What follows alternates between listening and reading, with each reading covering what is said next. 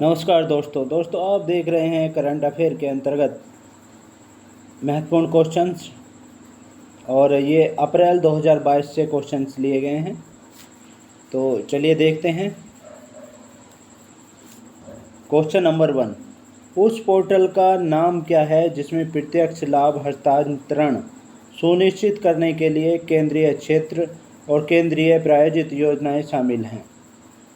तो उसका जो नाम है जिसमें प्रत्यक्ष लाभ हस्तांतरित सुनिश्चित करने के लिए केंद्रीय क्षेत्र और केंद्रीय प्रायोजित योजनाएं शामिल हैं, वो है डीबीटी भारत पोर्टल।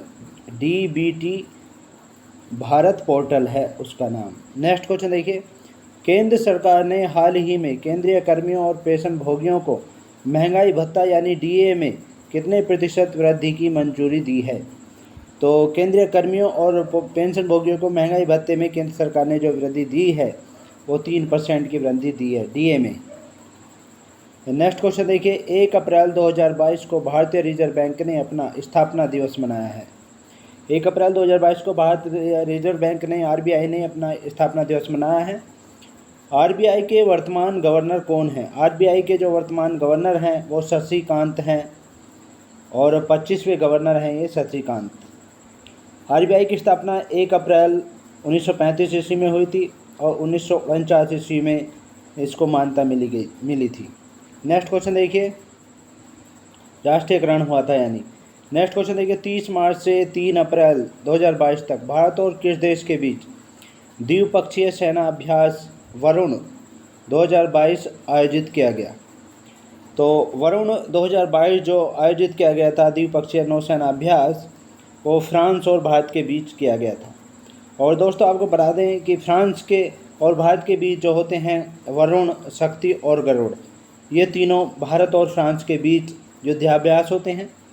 और रूस और भारत के बीच जो होते हैं इंद्र होता है, रूस और भारत के बीच इंद्र होता है। और जापान और भारत के बीच जो होते हैं धर्म और गार्जियन होते हैं। धर्म और गार्जियन नौसैनिक अभ्यास होते हैं या द्विपक्षीय अभ्यास होते हैं सेना की। और श्रीलंका और भारत के बीच जो होते हैं मिग शक्ति और स्लेनेक्स होते हैं। इस तरह से होता है। नेक्स्ट क्वेश्चन देखिए, हाल ही में केंद्रीय मंत्रिमंडल ने रैम्प यानी rising and accelerating MSME performance योजना को मंजूरी दी है।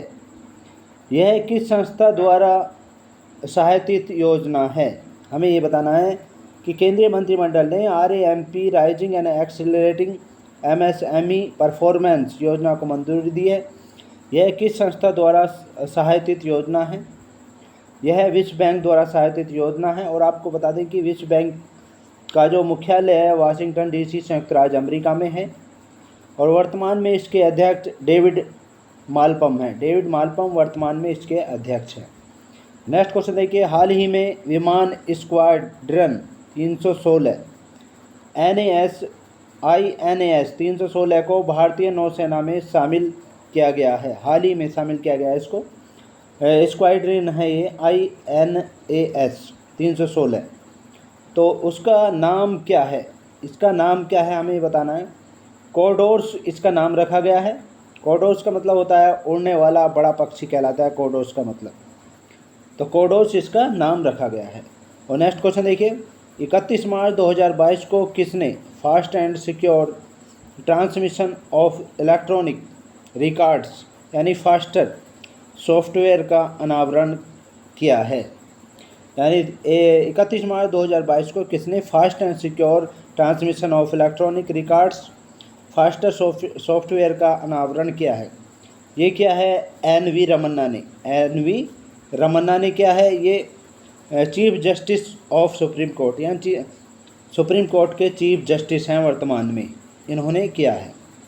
नेक्स्ट क्वेश्चन देखिए, हाल ही में भारतीय भूवैज्ञानिक सर्वेक्षण GSI ने भारतीय हिमालयी क्षेत्र में 2 नए भूवैज्ञानिक विरासत स्थलों की पहचान की है। अब भारत में कितने विरासत स्थल हो गए हैं? अब भारत में इस समय 34 विरासत स्थल हो गए हैं। और भारतीय भूवैज्ञानिक सर्वेक्षण GSI का जो मुख्यालय है वो कोलकाता पश्चिम बंगाल में है। तो ये थे महत्वपूर्ण क्वेश्चन। नेक्स्ट पार्ट में आपसे फिर मुलाकात हुई, तब तक के लिए शुक्रिया। Thanks so much.